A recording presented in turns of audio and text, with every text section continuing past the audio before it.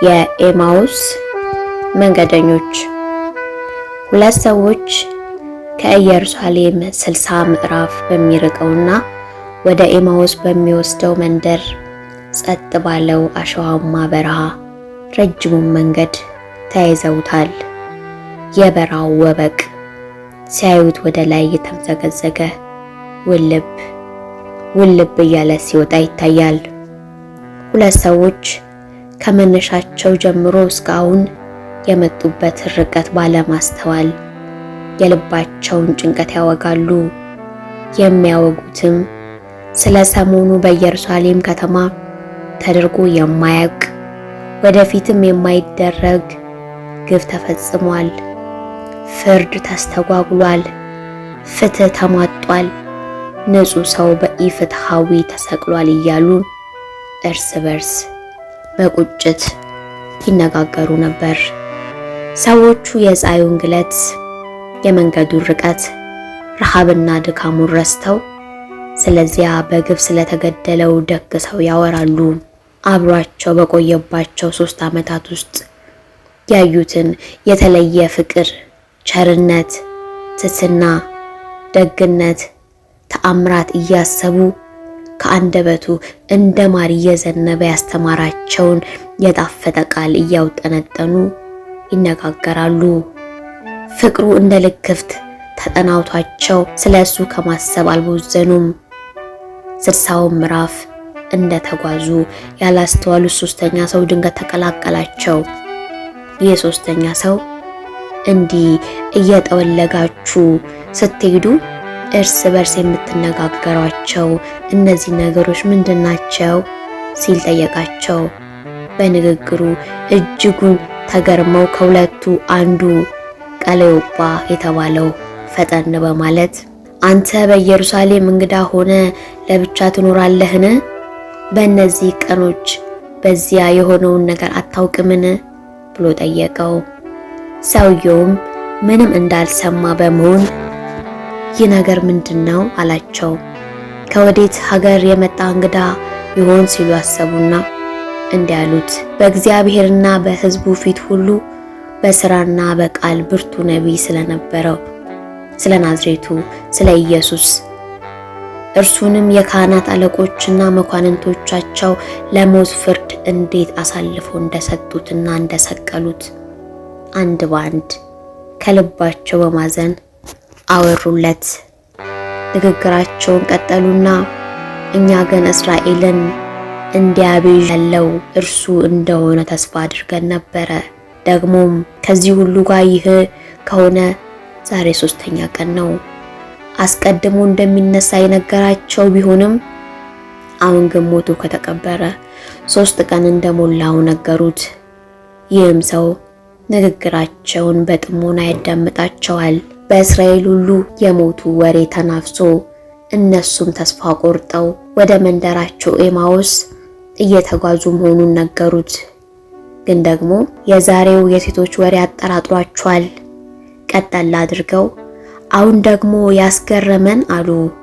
ከእኛ መካከል ማልደው ከመቃብሩ ዘንድ ሄዱ ሴቶች ስጋውን ባጡ ጊዜ ተነስቷል፣ በዚያ የለም አሉን በማለት ግራ በተጋባ በሰከነ ድምፅ ድንገት በጉዟቸው ለተቀላቀለው ሰው ነገሩት። ደግሞም ሴቶቹ ስጋውንም ባጡ ጊዜ ሕያው ነው፣ እሱ ተነስቷል የሚል የመልእክትን ራእይ ደግሞ አየን ሲሉ መተው ነግረውን ነበር አሉ በድጋሜ። ከእኛም ጋር ከነበሩት እነ ጴጥሮስ ወደ መቃብሩ ፈጥኖ ሄደው ሴቶቹ እንደተናገሩት አተውታል፣ እሱን ከመቃብር አላዩትም አሉት ድካም በተላበሰ አንደበት። የልባቸውን መዛል የተመለከተው በጸጥታ ታሪኩን ያደምጥ የነበረው እንግዳ ሰው እናንተ የማታስተውሉት ነቢያትም የተናገሩትንም ሁሉ ልባችሁ ከማመን የዘገየ ክርስቶስ ይህን መከራ ይቀበል ዘንድና ወደ ክብሩ ይገባ ዘንድ ይገባው የለምን አላቸው።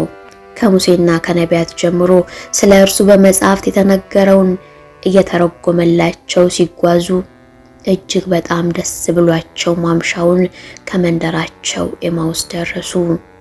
ማንነቱን ያልተረዱት በቃሉ ብርታት የተማረኩት ከኤማውስ አልፎ የሚሄድ የሩቅ ተጓዥ መንገደኛ ስለመሰላቸው አብሯቸው ሊያድር ዘንድ ግድ አሉት። ማታ ቀርቧልና ቀኑም ሊመሽ ጀምሯልና እባክህን ከኛ ጋር እደር አሉት በትህትናና በሚማጸን ንግግር። እሱም ቃላቸውን ተቀብሎ ከቤታቸው ገባና አብሯቸው በማዕድ ተቀመጠ። እንጀራውንም ባርኮ ሰጣቸው። ተከፍተው የማያዩ የነበሩ ዓይኖቻቸው ተከፈቱ። እርሱን አዩት፣ ያውቁታል። ረጅሙ መንገድ አብሯቸው የተጓዘው፣ ንግግሩ ልባቸውን ያቀለጠው፣ ከዚህ በፊት በኢየሩሳሌም፣ በይሁዳ፣ በገሊላ፣ በናዝሬት፣ በሰማርያ አብሯቸው የነበረው የሞተውና ከሞት የተነሳው እርሱ የናዝሬቱ ኢየሱስ ነው። እርሱም ድንገት ከነርሱ ተሰወረ። እነዚህ ሁለት መንገደኞች ሉቃስና ቀሎጵያ በደስታ ሰከሩ። ጊዜ ሳያባክኑ በፍጥነት ወደ መጡበት ወደ ኢየሩሳሌም ተመልሰው ሮጡ። 11 ሐዋርያትና ከእነርሱ ጋር የነበሩ ሰዎችም በአንድ ቤት ውስጥ ተሰብስበው አገኟቸው። ሉቃስና ቀሌዮጳ በመንገድ የሆነውን እንጀራውንም በቆረሰ ጊዜ እንዴት እንደታወቀላቸው ተረኩላቸው። ተነስቷል፣ ጌታ በእውነት ተነስቷል። በደስታ ሲቃ ምስራቹን አበሰሯቸው።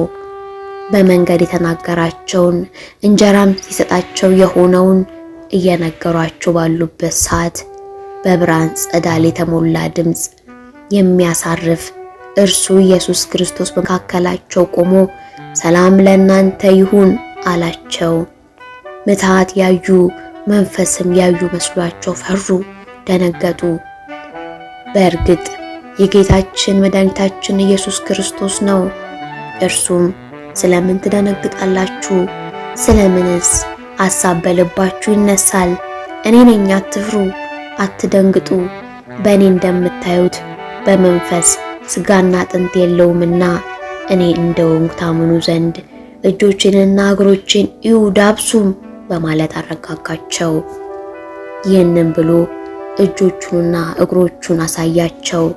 የዓለም ቤዛ የሆነው መድኃኒታችን ኢየሱስ ክርስቶስን አዩት፣ ተነስቷል። ደስታቸው እጥፍ ሆኖ በዓይናቸው ያዩትን ማመን ቸገራቸው። ልባቸው ያወቀውን አምላክ እምነታቸው ሙሉ እንዳልሆነ ተመልክቶ በዚህ አንዳች የሚበላ አላችሁን አላቸው። የተጠበሰ ዓሣ ቁራጭና የማር ወለላ ቀረቡለት። እምነታቸው ይሞላ ዘንድ ዛሬም እንደ ቀድሞ በመካከላቸው ተመገበ። አብሯቸው ሳለ በሙሴ ሕግና በመዝሙራት መጻሕፍት መከራን እንዲቀበልና እንዲነሳ የተጻፈው ይፈጸም ዘንድ እንደሚገባው ያስተማራቸውን ያስታውሳቸው ጀመር። ከእናንተ ጋር ሳለው በሙሴ ሕግና በነቢያት በመዝሙራትም ስለ እኔ የተጻፈው ሁሉ ይፈጸም ዘንድ ይገባል ብዬ የነገርኳችሁ ቃሌ ነው አላቸው።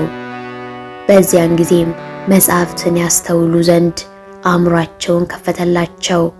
እንዲህም አላቸው፣ ክርስቶስ መከራን ይቀበላል፣ በሦስተኛውም ቀን ከሙታን ይነሳል፣ በስሙም ንስሐና የኃጢአት ስርየት ከኢየሩሳሌም ጀምሮ በአሕዛብ ሁሉ ይሰበካል ተብሎ እንዲህ ተጽፏል። እናንተም ለዚህ ምስክሮች ናችሁ አላቸው። መልካም የትንሣኤ በዓል ይሁንላችሁ። አንዱ ስለኛ ስለ ኃጢአተኞች ቆሰለ፣ ብሎም በመስቀል ተሰቀለ።